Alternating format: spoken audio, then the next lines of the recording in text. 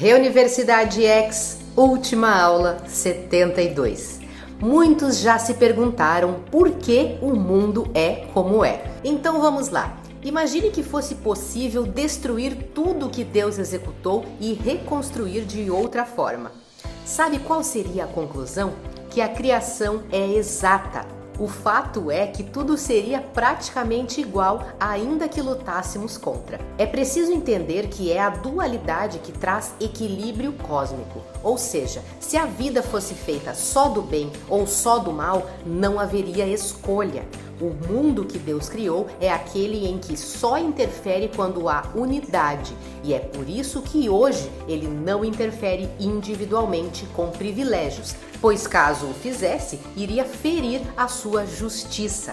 Nesse contexto, a eclosão dos demônios surgiu para as interferências diretas no princípio da criação, quando Deus se manifestava, e também para possuir pessoas que escolhem o mal nos dias de hoje, inclusive. A precisão da criação também é observada na biologia dos seres vivos, que apresenta total equilíbrio de capacidades físicas e cognitivas entre as espécies. Até a nossa limitação cerebral é exata. Deus foi cirúrgico e matemático. Inclusive, a proporcionalidade da gravidade tem exatidão para que o universo não entre em colapso. A gravidade é tão forte quanto precisa ser, e se a razão entre a força eletromagnética e a força da tração não fosse 1%, a vida não existiria. Quais as chances disso acontecer ao acaso? Percebe a exatidão da criação? O Criador é real, é aletheia, palavra grega que significa verdade e coerência. Deus criou o mundo imperfeito e dual no quesito evolução humana até a transformação global. Nós transformaremos o mundo, um fato que está conectado à Agenda 2030. Ainda sobre a exatidão da criação, vamos refletir. E se Deus não tivesse escolhido uma nação? Se ele fizesse as 72 nações sem interferir em uma, não haveria na história o brilho do seu poder, nem a sua plena revelação, a beleza e a grandeza das interferências que todos conhecemos. Tudo tem um tempo, um propósito. Da forma como o Criador fez, os pagãos se salvam primeiro e os judeus chegam depois de passar pelo crivo do ego de terem sido escolhidos primeiro e aparentemente exclusivos.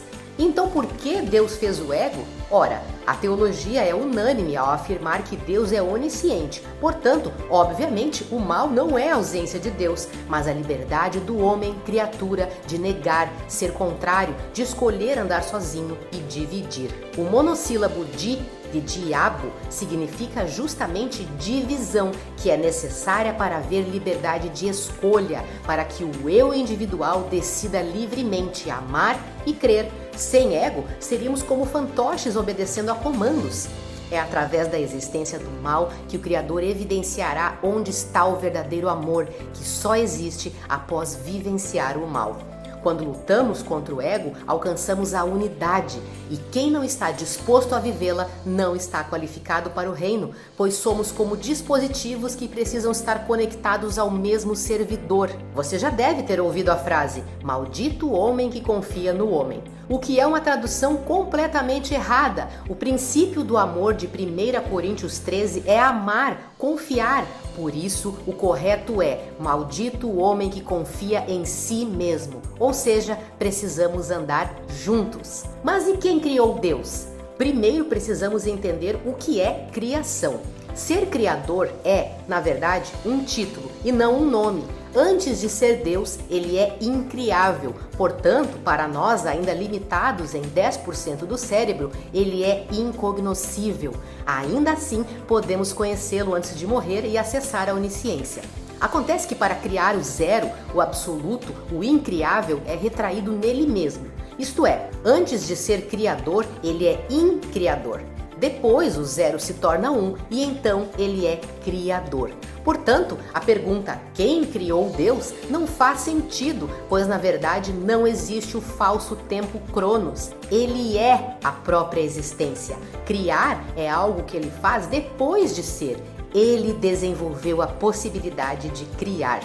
E assim encerramos as 72 aulas da Reuniversidade X. que todos vocês, formados, e outros milhares que se juntarão a nós até 2040, produzam tão numerosos frutos quanto a escola de Jesus do primeiro século.